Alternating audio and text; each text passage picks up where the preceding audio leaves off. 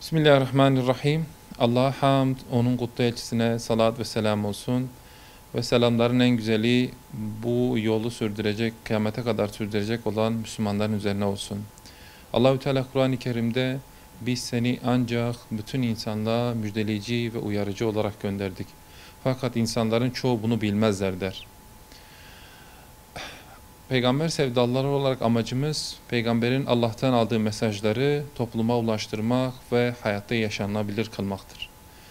Bu amaç doğrultusunda çeşitli faaliyetler yapıyoruz. Bunlardan bir tanesi de 11 Şubat Pazar günü saat 11'de yapacağımız Peygamber Selam'ın toplumda duyurulması, tanıtılması için faydalı olacağını düşündüğümüz ve toplumda her kesimde kitap okuma alışkanlığını kazandırabileceğine inandığımız ve ümit ettiğimiz siyer sınavıdır.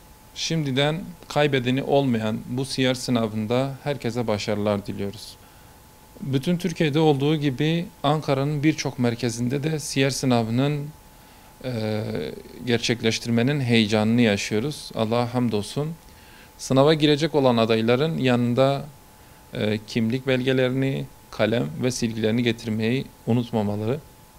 Ayrıca sınavla ilgili genel bir hatırlatma yapacak olursak, birinci ve ikinci kategoride toplam 60 soru,